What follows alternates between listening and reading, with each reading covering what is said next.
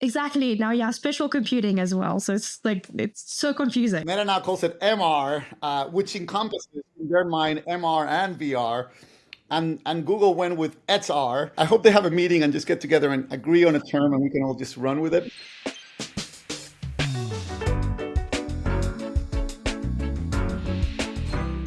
Welcome to Brands in Play, the podcast where we explore immersive marketing and the people who are leading it. I'm Nic Hill, co-founder and chief innovation officer at Sawhorse. And I'm Albane Prioux, Insights and Partnership Director at Geek.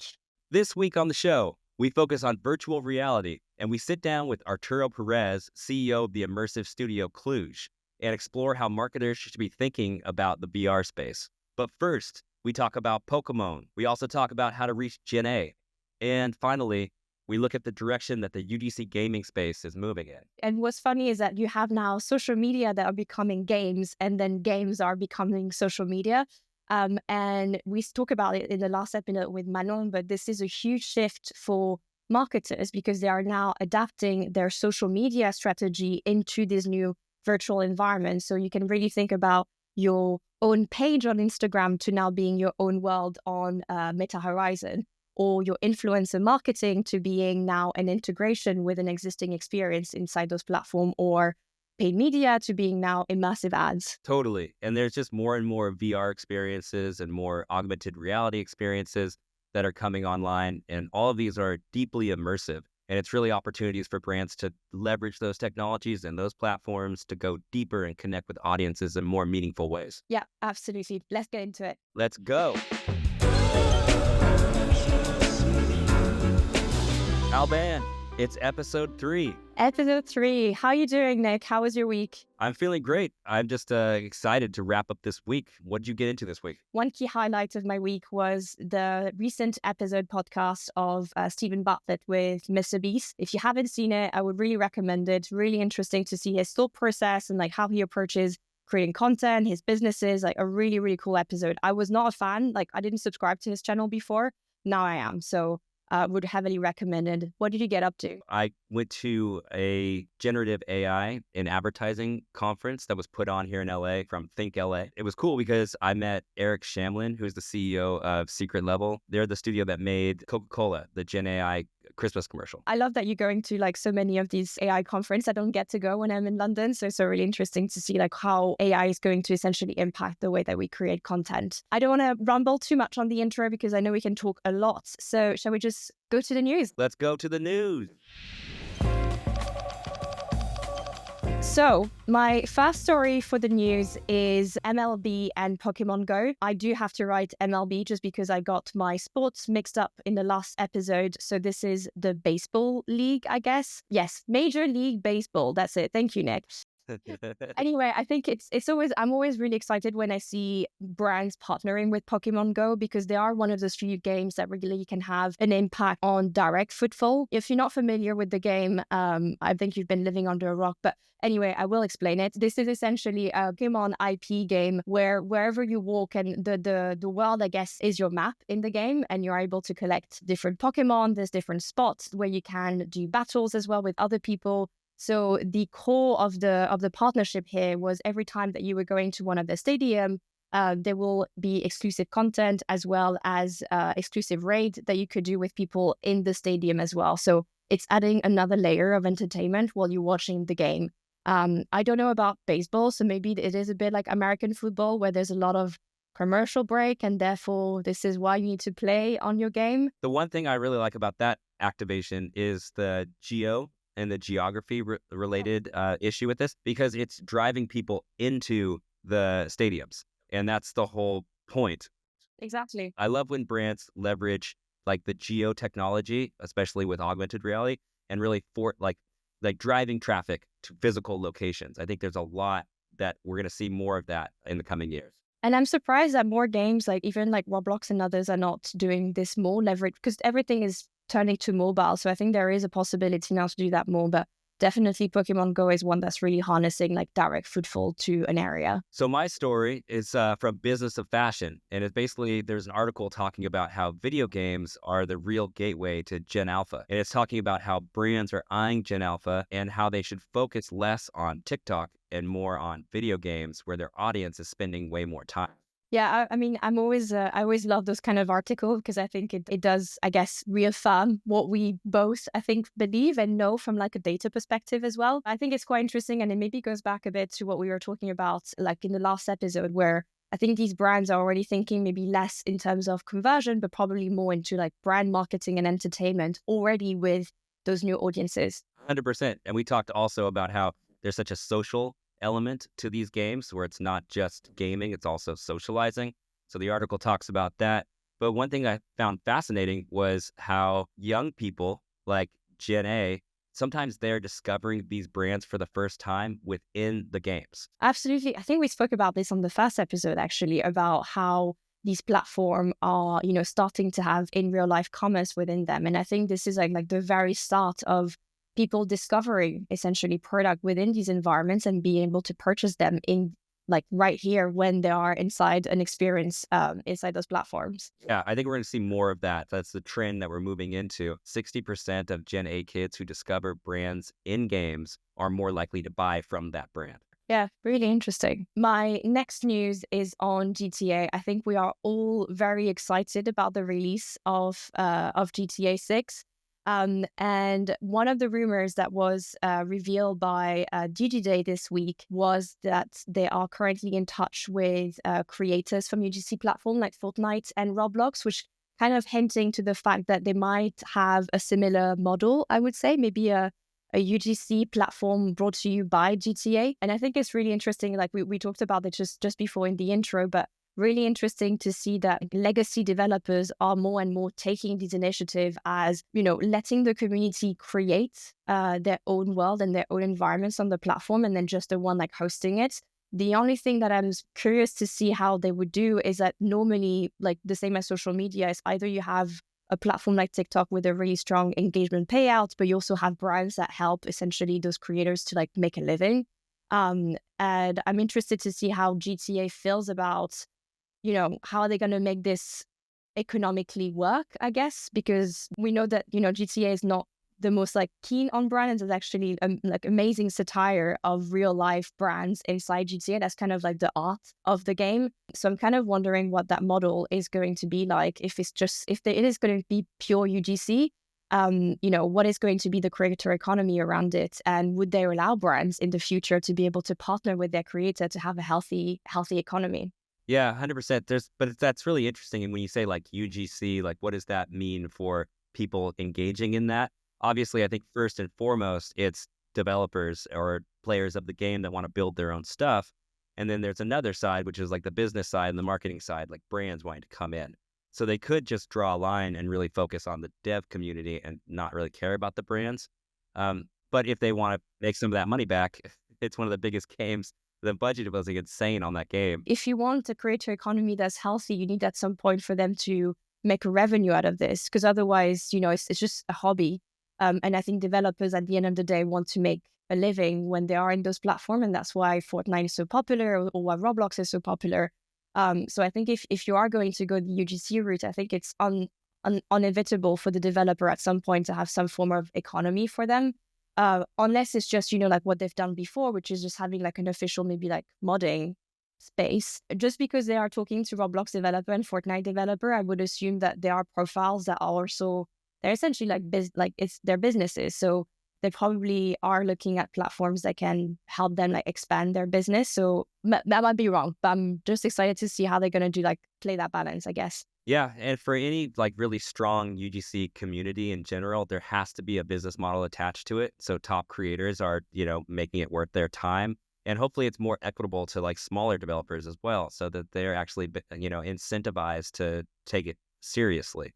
And I think that's an issue across all of them. It'd be very interesting to see how GTA approaches that. Yeah, really interested. But let's move on to my next story. This is super interesting, and it's linked to what you just talked about with GTA, is with Meta Horizon Worlds. And they're making a massive push to do something similar, which is they are trying to draw developers from top UGC gaming platforms like Fortnite and Roblox and have them build on Meta Horizon. And, pretty amazing. They're trying to offer $50 million this year and dedicate that to payouts to all the developers who choose to build there. Yeah, really interesting. I mean, we talked about Meta in our few last episodes, but I'm really excited to see as well like how they are like, I guess, really shifting us all towards like mobile. So that is like really exciting as well to see.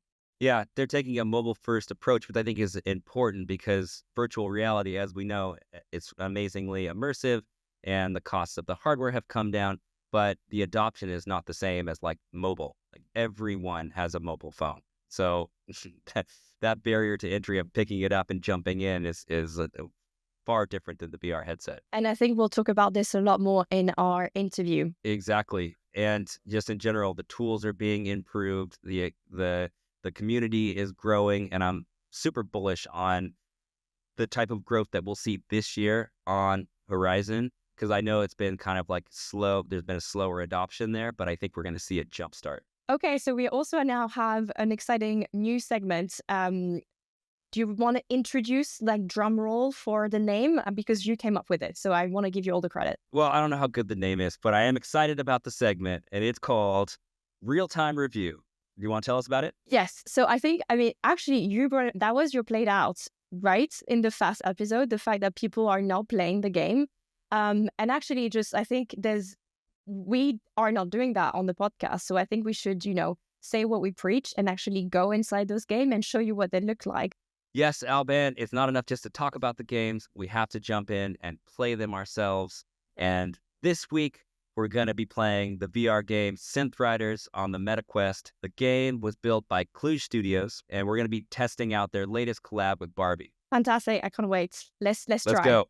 Let's Real go. time review. Oh my God. All right.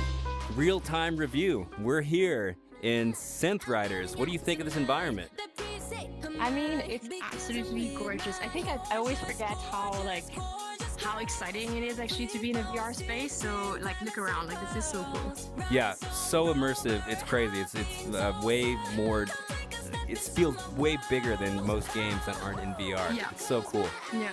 All right, so let's jump into this Barbie song and let's have a competition. I want to set some stakes here. Winner gets bragging rights. Loser has to read all of the outro credits and the disclaimers on next episode. Are you good with that? Okay. Yeah, let's try. Let's do it. I mean, would you say you're somebody that has good rhythm? We'll find out. Listen, I feel like if I say yes, then I'm already humiliating myself. If I said, well, let's see, we'll find out. Okay, let's go. Jumping into the Barbie track, Barbie Dreams from 50/50. How's your accuracy? I got you. Wait. I feel like I'm crushing it. Oh my God. One thing I like about VR is it really gets your body moving. It's so hard. My God. Well, you just gotta focus, you just gotta be coordinated. You gotta have rhythm. It's not that hard. Okay, I haven't died yet, so this is a good sign. You're not dead yet? No, not dead yet. Are you dead yet? No. I'm good. I think my score is pretty legit, but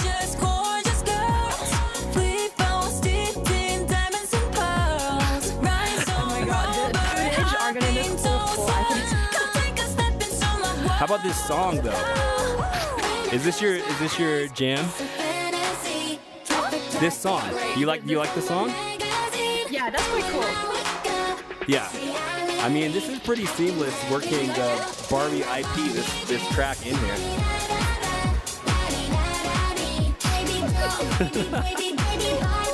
There it is. That's it.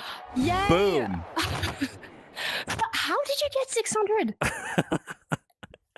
Okay.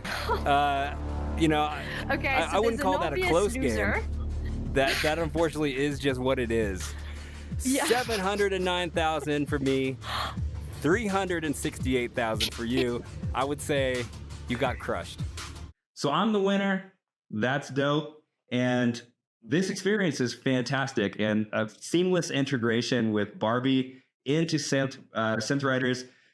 Really awesome. Definitely encourage anyone to check this experience out because it's dope. And yeah, I think it's time for us to jump into our interview with Arturo from Kluge, the studio that made this awesome game. So let's go to the interview. All right, so we're excited for today's interview. We are super lucky to have Arturo Perez, who is CEO of the immersive game studio Kluge, who's joining us to talk about the concept of virtual reality. Where are we at with VR? How should brands be thinking about it? And what is happening in the space overall? And he's an expert and a really fantastic guy, so we're really lucky to have him. Arturo, welcome to the show. Thank you, Nick. Thank you for having me. Yeah, absolutely. So instead of me trying to give a background on all the amazing stuff that you've done, can you tell us a little bit about yourself and then a little bit about Kluge? Yeah, sure. So I started Kluge in 2007, going all the way back. And my background is in business entrepreneurship. So while at school at Loyola, I actually had a music magazine called Kluge, but it was with a D, so very different company. But it was online, and it was all about music matters and covers all the artists. Then in 2007, started as a design studio, design agency, this company, but we actually became a game studio by 2020, thanks to a game called Synth Riders, a rhythm game.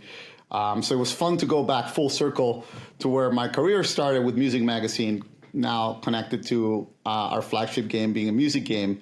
And so thanks to Synth Riders, we moved away from the agency side. I moved entirely into an immersive game studio. And we basically have two sides, our own games, Synth Riders being one of them. And we have a fighting game coming up, arcade fighting game called Final Fury, which is our follow-up. And then we have a work for hire side, which we were experts at services as an agency. And we do a lot of Horizon Worlds work, Meta. And we just started moving into other UGC platforms such as Roblox and UEFN.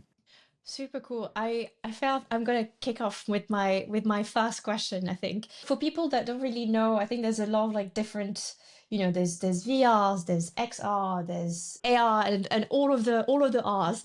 I think it'll be good for listeners that are a bit less versed with the term, if you could give us a bit more of a definition of what is VR, and I guess how is it changing on your side, the way that storytelling can be told in these spaces. It's crazy how much of a topic this is. It feels simple, but I just actually made a LinkedIn post about this, just saying, Apple calls it spatial computing. Exactly. Now you have spatial computing as well, so it's so confusing. Meta now calls it MR, which encompasses in their mind MR and VR. And Google went with XR, which encompasses all of them. So it's I hope they have a meeting and just get together and agree on a term, and we can all just run with it. But there is true. I mean, part of the confusion is that it's a spectrum. So XR, extended reality, you have on one of the end of the spectrum is VR, and that's sort of the most immersive view. And you're fully inside of these worlds. In the digital world, and also from a processing capabilities perspective, you have like more PC connected devices or standalone devices. So this is closer to what's meant to be the future of laptops or computers. And then on the other end of the spectrum, you have AR, which is entirely now connected with the physical world. It's passed through, view of the physical and the digital connected to each other in lightweight form. So these Ray-Bans are an early version without 3D on them, but an early version of what the AR devices are, which with Meta represented with Orion or Snap with spectacles. And that feels like that is the lightweight way. And then in the middle, you sort of have MR, or mixed reality, which is sort of processing power of a VR headset, but with some of the capabilities of AR in between, in between. And so you have to see that spectrum. And I think on one end you have the Apple Vision Pros and the Meta Quest, and the Samsung's Project Muhan.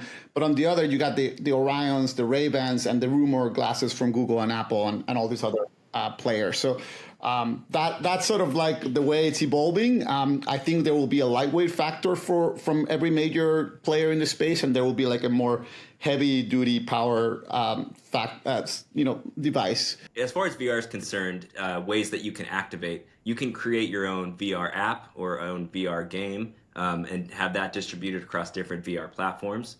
But then looking at it from like the UGC gaming perspective, we have a handful of platforms like Rec Room and VR Chat, Meta Horizon Worlds, and even Roblox is compatible with VR as well. So maybe talk about what your perspective is on the UGC gaming landscape. I'll have to say I want to give a shout out to my friends at Rec Room. I'm a big fan of their game, and I think they're the closest to what Roblox did on. And yeah, you guys at Sohorse have done some amazing merch for them, or through their platform. And yeah, I think they're like the closest to Roblox now, but we have Meta's Horizon Worlds, which is really growing lately, and that's the one we're most familiar with. And they are also like these two platforms have taken a cross-platform approach, right? Like they both started in VR, but they're moving to these other devices. VR Chat feels like it's an older audience. It's more native to VR, even though it is available on desktop as well. But it feels like it's really within VR. There's sort of this PC VR, the power VR user community or audience, and I think VR Chat is really responding to that. It's like we're going on the real promise of VR. We're bringing textures to our avatars, and we're really going full on what immersiveness and the use of space is really all about. Whereas I think Horizon Worlds is more in direct competition with the Roblox platform, and Rec Room has expanded way beyond VR. Like their numbers in VR are relatively smaller compared to, they just launched on Nintendo Switch, and they've really embraced the flat screen, so to speak. I wonder how different it is to create experiences with VR, specifically for brands. I think that we've seen some brands dapping into, having a VR store and maybe having a VR experience, but sometimes I feel like it's almost a better version as well as like a Google map maybe, and it's not really taking into the full account of what you can do with VR, specifically around storyline. And with some of the games that you've created, I'd love to know what what are the best practices, and what maybe a brand or a developer that wants to think VR first, what do you think are like the benefit, I guess, of VR as a technology to be able to tell the story, and maybe more specifically for a brand as well to take into consideration? Yeah, I mean, I think the promise of VR in general is just immersiveness and presence. So the level of immersion that you can get, and I remember even way back when we started in like 2016.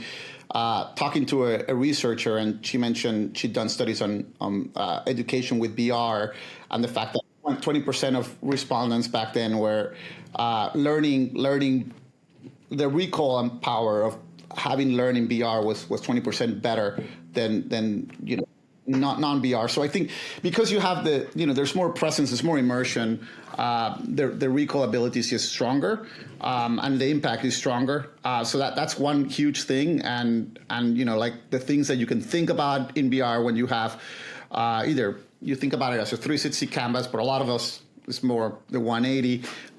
There's a lot of sense of just a bigger sense of presence. The object's literally coming at you, or you can hold it, or you can touch it. It's very, very much similar to the physical world in that sense. And then the other side is you have movement. You have very good trackers. So for brands that are fitness oriented, or even like from a meditation or wellness perspective, there's a lot there in movement that helps, and also that helps obviously with gaming. So we have two ways that we've worked with brands in VR. Synth Riders, we recently did an integration with a Mattel brand, Barbie, and we brought them to Synth Riders. So you have this sense of movement that is our rhythm game, in which you're touching notes and you're dancing through the rhythm gameplay. But then you have this Barbie worlds coming at you as if you're like looking at a tunnel coming through you. And so you have these amazing visuals that honestly just look way better when you put on the headset than when you look at it, like say in a YouTube video. And so that was actually Mattel's first experience. They'd done stuff in Rec Room, but in Rec Room is sort of merchandising. VR was one of the platforms, whereas this was thinking about bringing the Barbie assets in 3D to be better looked at and through an immersive world. And so that was a lot of fun. The company had a lot, like it was their first experience with it. It was a collaboration between them and us. They helped us Barbify Synth Riders, and we helped them bring VR to the Barbie landscape. And that's been really successful. We launched that in December. And then the other way we work with brands is through Horizon Worlds. So we did NBC Universal's Halloween Horror Nights, so we're part of that team, and that was like creating a game using Horizon Worlds tools, and we made a game, both simulating the experience of walking through the house, but also there was this game of finding the keys throughout the rooms and using the darkness as a way to make it interesting. And you had the jump scares and these things that you expect from the real experience, but more in a gamified fashion. Yeah, and I just want to touch on some of the additional activations that have happened in the VR space, especially on the UGC gaming platforms. I'll mention a few that have come across my mind while I was doing some research on this. But yeah, Arturo, I'd be curious to hear your point of view on some other activations that are more noteworthy. But on Rec Room, they mostly recently did an activation with Puma, and I know that they've done integrations with Teenage Mutant Ninja Turtles, right, Destiny 2, and He-Man, and I think those were all pretty awesome integrations. And then on the Horizon side, I think about the Wendy's activation that got a lot of buzz a couple years ago. Yeah. And the Nope activation, the Jordan Peele film, they did an activation there on Horizon World. And also The Office, which just came out a few months ago, right? Yeah, that's right. And I think with Horizon World, just to note there that the platforms evolved pretty significantly in the last few years. And, Nick, I was telling you this earlier, when we started in June 2021, there was it was you had to do things in the headset with either geometrical figures and turn them into 3D visuals or code blocks, literally pointing and clicking through code logic. But now you can get out of the headset and actually code on touchscreen and using 3D tools or the 3D software we're all used to. So that's made it both easier to do, but also more advanced, and you see that in the experiences themselves. So when the Wendyverse came out, which I love the term, that was early days. So you had less capabilities, and I think that the brand also approached it more as a it was a simpler game. There was many worlds, but they were simpler games. I think The Office, you're looking at stronger mini games. It's still with the idea of mini games, but now you see the tools have gotten better, the gameplay's better. And I mean, you guys, this is not that dissimilar from what you do in Roblox, that at the end of the day, the game has to triumph. The brand is strong, but if the game's not fun, then it's not going to go. It's not going to be great. Yeah, and I think that's the opportunity with UGC platform, right? I think it's the when we look at the sales of VR, we're just checking stats on average expected sell, I would say, on VR headsets. And I was looking at a recent study that Statista has done, and it's looking at a project. I've got it on my screen. Sorry if I'm looking at because I can't remember numbers. But they were projecting the unit sales of VR headsets for 2029 to be 27 million. And I think one thing that I'm really bullish about these new UGC platforms being compatible with VR is the fact that you will have different types of experiences that are VR first. And I think you said that, Arturo, which is great. There's obviously a lot that the brand can carry, but I think you need to think about what is the experiences and really adapting it to a VR format so that it becomes making things VR just for the sake of it. I think it's where maybe some experiences flop a little bit, and it's more about what you guys have done, which is thinking about the technology and really pushing the envelope in terms of how you're going to essentially tell a story, but utilizing the technology to push the storyline a little bit further than just what we've seen a Google map, and then you just turn around. Yeah. No, that's right. I mean, I think that's the advantage of Horizon Worlds and Rec Room, who started as VR first. Like, you look at, I mean, Roblox, for example, does have the option to put first person perspective, but their VR default is third person. It's just subtle things like that. When I first tried it, I was like, oh, I'm in third person. That's not right. Like, that's not VR. And then I found out I had the option, so it was there. But you can see, like their default is text chat. They do have voice chat now, but it's sort of an add-on to the platform. It's not the common behavior, whereas both Horizon Worlds and Rec Room are voice chat by native behavior. That's the default. And so I think there's these nuances that make, just thinking about VR first, just you can see the platforms that are like that. And it's the same when you make games. Like when we make games in Horizon Worlds, now we do this thing we call cross screens, which is to think about the mobile experience as well. But we started in VR. So even though we think about mobile first now, a lot of times, we already have, as a studio, we know how to make VR experiences in Horizon. That's what we started with. That's all we did. And so that we naturally think of how they can coexist. And a lot of times, by the way, that's not easy. Like if you have a gym in VR, you can make the lift. But if you have a mobile, like you have to think of some other mechanic because you can't quite. That's not going to be possible, right? So you have to think of a lot of times of how to make something that feels really good in VR. But what's the alternative in mobile? And it might be a totally different mechanic for that same idea. Yeah, that's well said. It's almost like two different strategies. I think that's one thing that brands really need to think about while going into VR. It's a very specific kind of game design, and it's not. You can't just clone that into mobile. You have to figure out, like, Right. to your point, what feels good on each device. But I would love to take a step back and just sort of give the listeners some context of what Meta has done over the past few years, like coming from the pandemic to today. They're always in the news, and they're always getting criticized, sometimes unfairly. And I know that there was an article that came out recently where Meta was saying this is like the make it or break it year for VR and their ongoing investment.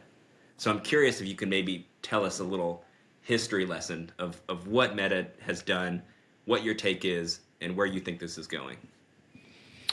Yeah, well, that's a tall order. First, I'm not Meta, so I'll just give you my opinions. I read that post with everybody else on the news, but I think specific to Horizon Worlds. I want to speak for all of Reality Labs, but specific to Horizon Worlds, I can see that.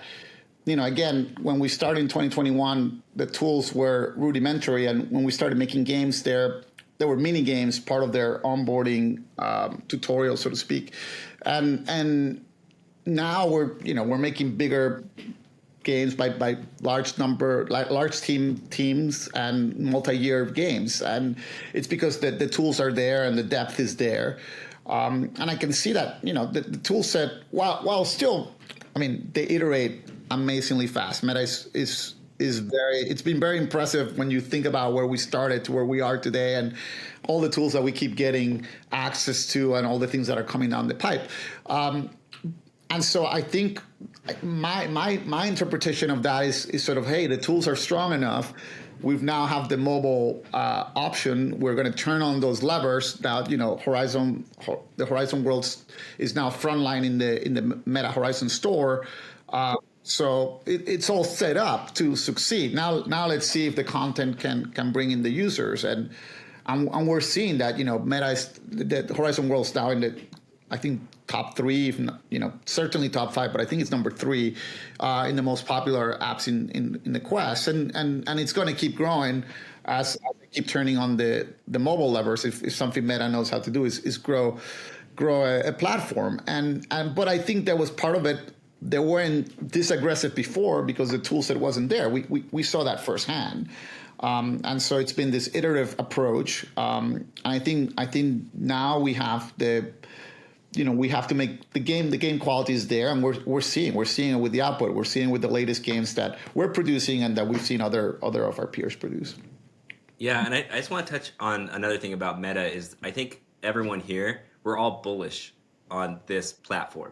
And I think it's easy to look at the news headlines and be like, oh, maybe, they're being criticized for whatever reason, that it's not where it needs to be quite yet.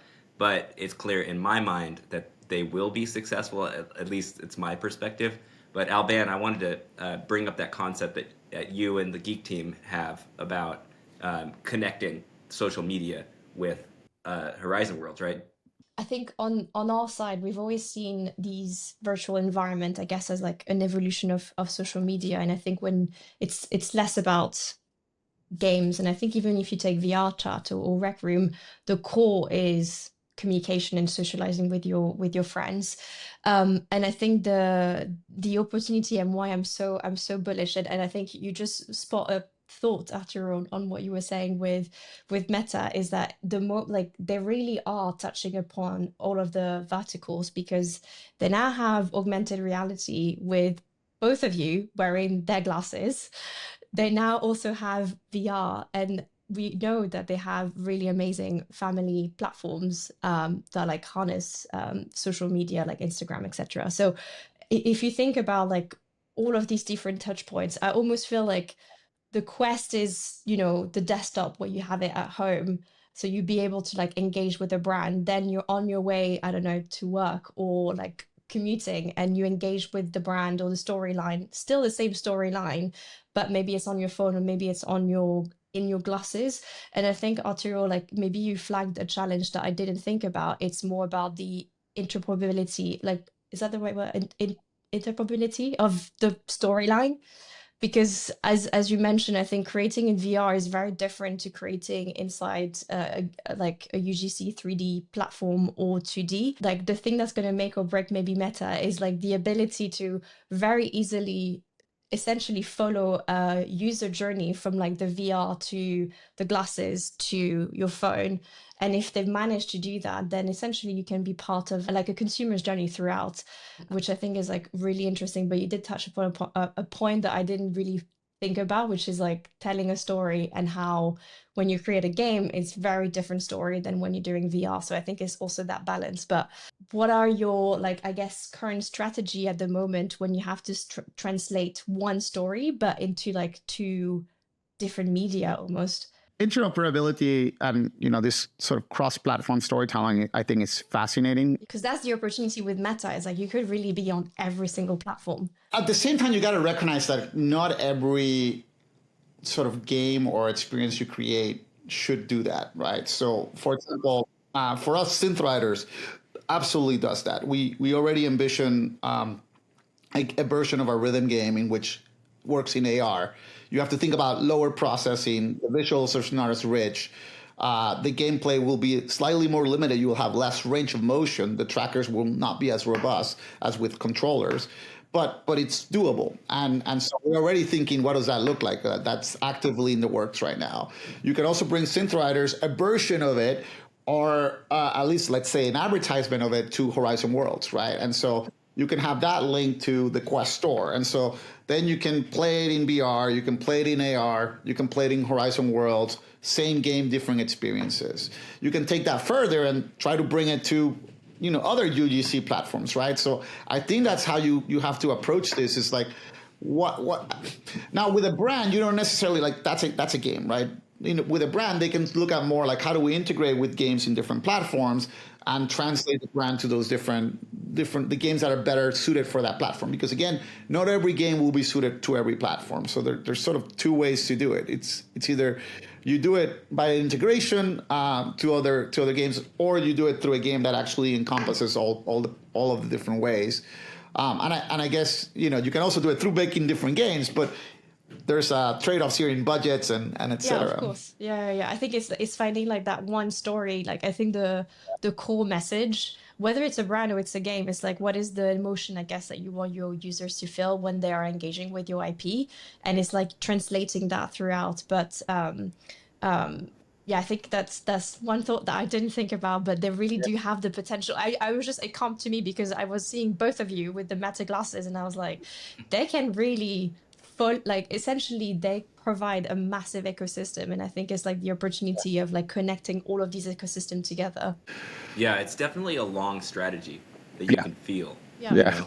Yeah. And I think the moment Yeah. that you have like hardware adoption, it's always going to be a slower, like the moment that you're trying to like get people to use a different hardware and it's fully immersive and it's something that we haven't seen before, I think there's always going to be like a slower process of adoption. It's normal, I think, that it's taking so much of an investment and like a slower pace to be adopted. Yeah, and it feels like that's the direction we're headed in. Mm. But just to take it back to the brands for a second, I just want to be specific and get your take on this. Like, if you're a marketing team and you're wanting to activate in VR, what are the type of brands that you think would be successful in a VR activation, or what sort of industries or verticals lend themselves to a VR experience? I don't know if I can think about it in terms of verticals. I mean, obviously, like fitness is an easy one or whatnot. But I think just about anything can have a VR purpose. I would think about it in two ways. One is,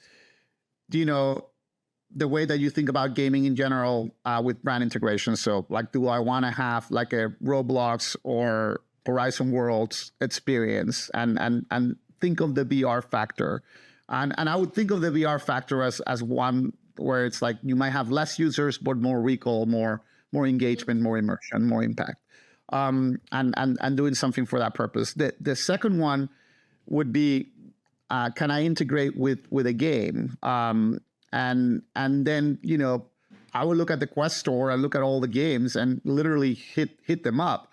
I want to tell you an anecdote about this because there's a brand that approaches. I'm not going to say their name. The deal didn't come through, but I think it was one of the best approaches we've ever. Or it's the best I've gotten from a brand. So it was a financial company, and they came to us and they were like, "We want to tell a story with Synth Riders, where we white label Synth Riders, we put them in our financial conferences."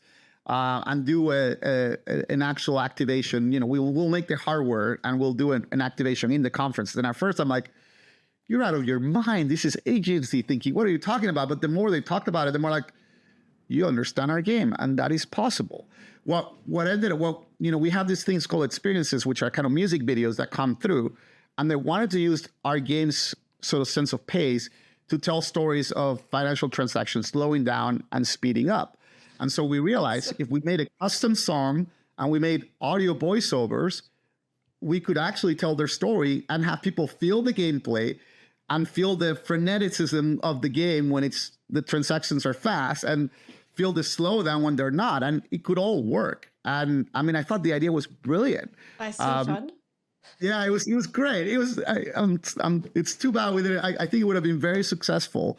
But I think my point in this is like literally because they understood the game. So to the credit of the agency, they actually looked at the catalog of games and saw here's the strategy we wanted this brand to take. What's the game that has the best fit? I guarantee you, if you go to any developer right now, I mean, not guaranteed, but if you go to any developer right now, your chances are pretty high that they'll entertain your idea if it's a fit, like if you understand what they can do. And I think that's low hanging fruit right now, because rather than make your own title, which is just a harder lift, you find something that's already there. Like, and I think of like there's shaving simulators, there's nightclub simulators, there's already all sorts of things that fit with a lot of verticals, and just go to any of these sims and take their tech and brand it. I think would be delighted to have you come up with those ideas. I really wanted to make this happen. So. Yeah, I love that. And there is that magic moment of like your first time trying VR. Yeah. Like I think everyone can remember it because it's so mind blowing. Yeah, I don't know how else to describe it. So it was. I don't know if you remember at the time there was only, and I can't remember what headset it was, but it was the experience where the elevators open and you're on like a wood plank, and then you see the void, and I think what was hysterical, it was as funny to be in it but also to watch your colleagues doing it, and that like I just remember like feeling completely like destabilized and having like vertigo while I knew I was safe in a room. But I think it was that like experience that you can't get anywhere else. Like VR, I think that's what needs to be harnessed, is like the emotion that you can get through VR is like unmatched. Yeah, that's right. That's the takeaway. All listeners that are hearing this right now, if you have not done VR, do it now. And it will forever mark the moment that you had that mind-blowing experience. Yeah. And it's only getting better and more No immersive. amount of videos will replace putting the darn headset No, on. I agree with you. Put it on. All right. Well, Arturo, thank you so much for your time. This was an amazing chat. We really appreciate you joining us. Thank you.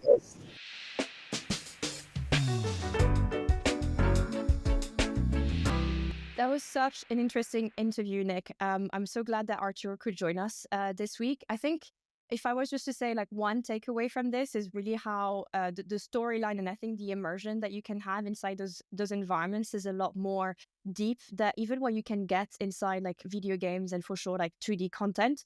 What was your key takeaway? Yeah, my key takeaway was just that there's such a big difference between designing games for virtual reality versus standard gaming.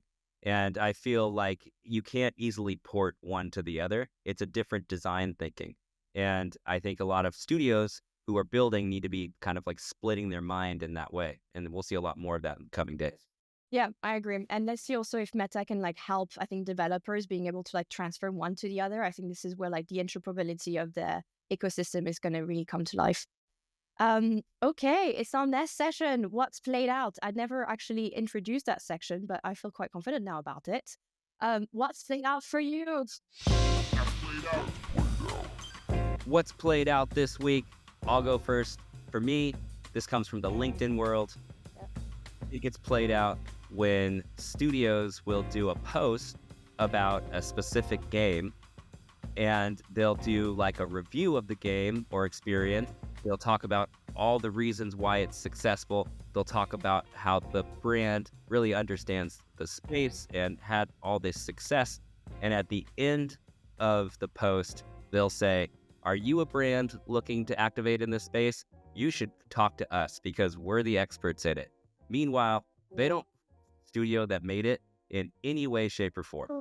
And now they're putting off houses. Shot fired by Nick.